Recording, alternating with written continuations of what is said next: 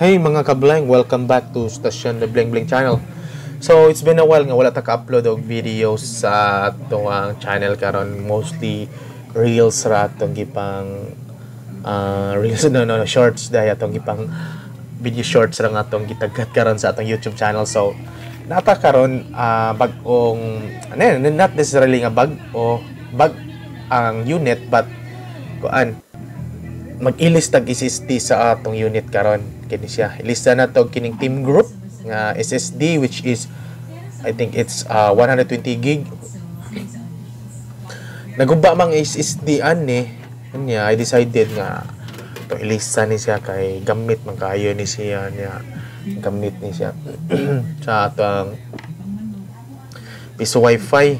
Ay no, not piso wifi but piso net. So atong ilisan kay gamit kay siya niya, di na mubot atong karaan nga atong SSD. So atong gilisan siya team group nga SSD is 120 niya, same as usual with the other videos sa atong buhaton ni sa atong tangtangon ang atong karang SSD antin atong itawad ang bag-o. Ana ka simple good. So same with the other videos. So ay nanere steps nato magasundon. Taod na sad kung wala ka kining nga video is taod na sad ni. Karon na ako na mag-edit kay sobrang busy sa past few days, and then wa ako ka lugar nya karon, medyo nakalugar na ko nya kulang naman na voice over na edit na ko, so akong ibuhat.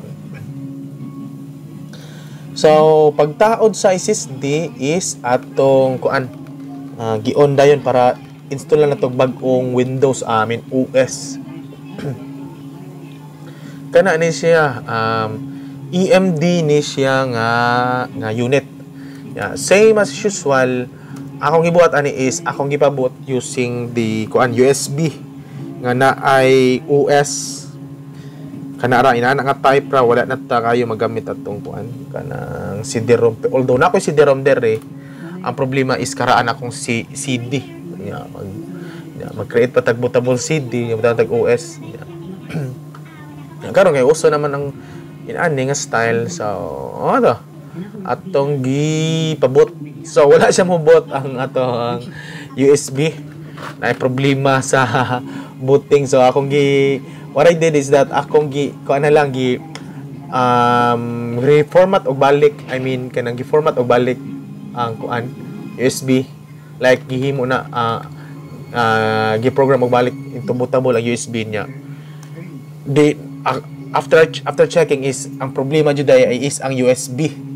So what I did is that gilista na ko og bag-ong USB, and then akong gi-reprogram or gihimong bootable jud siya nya, gi-install na og bag-ong OS. I mean gi-transfer na og bag-ong OS para mo-boot jud siya kay after so many attempts di jud mo gana kitong OS, I mean tong USB nga akong gihimong bootable, di siya mo detect.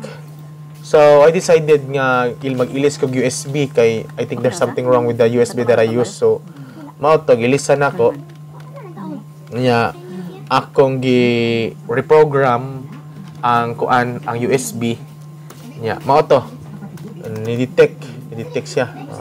Ni-detect siya no. So after is same process with the other videos that I did that I upload on this channel.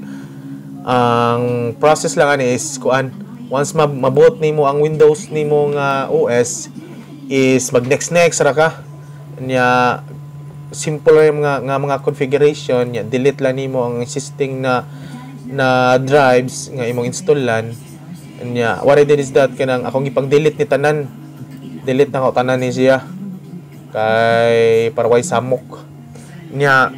Mato akong reformat na ko ang bagong SSD. I think dili ni siya 120, I think kana ni siya murag 240 man na makita man ninyo sa video nga di walay na-detect nga 120. I think kana ni siya 240. Dako ni siya. So mo to same process, next nya configured gamay nya. After nimo ma-configured ang OS nga imong gi-install is kanara sayon na kanang proceed na ka sa updates. Anara magpaabot ra ka ani nga mahuman ang iyahang next nya ikaw proceed ka sa adto ka sa Windows update Windows update nya check updates ka, and then dapat naka-internet ha kay di ka maka-check og updates if wala ka internet nya. Wala na lang ko mag-download og individual drivers for this for this motherboard kay ma-detect naman siya automatically if mag-check updates ka gamit sa imong Windows 10.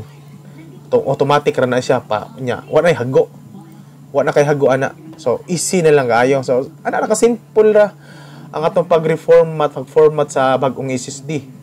Makita ang I already did this one for many times na, and then if di pa mo familiarize, pwede balik-balikan yung mga videos. Sayon ra kayo. So may mga SSD kitong mga naman ko other hard disk nga naka-install or na dire. Ako lang tong gipang partition at gipang delete ang ubang volume para fresh jud siya tanawon. Delete volume and then reformat ana. Total wala may ibang files na. Ana ra ka simple. Nya, sayon ra siya kayo oy. So if ganahan mo sa inani nga videos, please check my channel and click the bell icon, subscribe to my channel and click the bell icon para ma-notify mo sa mga bagong upload sa videos na ako. So, kita-kits sa next video. Hey, mga ka-blank.